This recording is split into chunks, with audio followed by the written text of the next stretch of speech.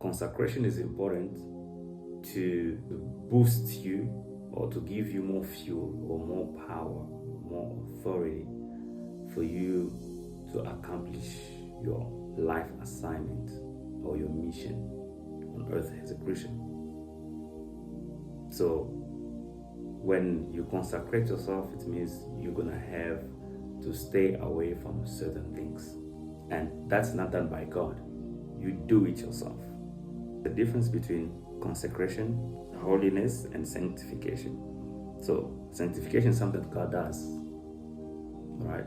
Holiness is also something that God does, because if you read in the book of Jeremiah, when God appeared to Jeremiah, he told him that I sanctified you before you were even born.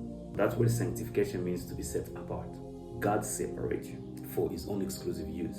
And if you go in the book of Ephesians, the Bible is also speaking of us being chosen before the foundation of the world to be holy and blameless in Christ Jesus. That is something that God has already done. But in the book of Exodus, God is speaking to the children of Israel. He told them, consecrate yourself, because tomorrow I will do wonders. So he's asking them to do what? To consecrate themselves. All right, that's the difference. So now you as a Christian, you need to consecrate yourself. Stay away from that which is unclean. Stay away from that which is separating you from God. Stay away from anything that makes you weak spiritually, because you need to know that every time that you sin, you become weak spiritually, and you be unable to fulfill your mission or be strong enough to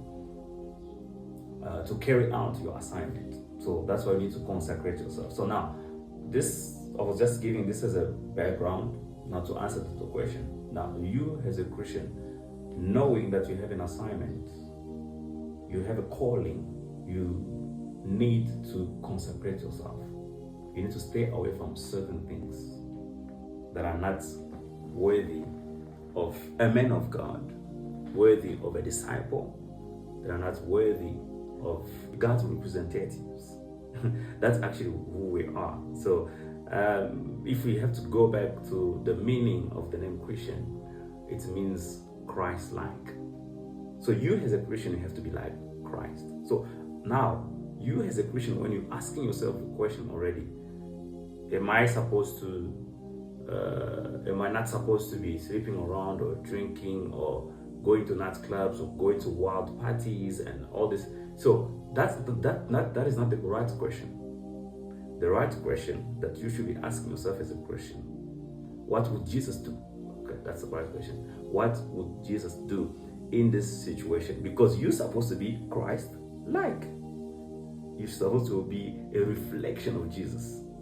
That if people want to see Jesus, they have to look at you, because you're supposed to be a reflection of Jesus. You're supposed to model Jesus in your behavior, in your conduct, in your speech, in your dressing, everything. You're supposed to model Jesus. Now, the question that we're asking right now is wrong. The right question is, what would Jesus do in this situation? Because I'm supposed to be reflecting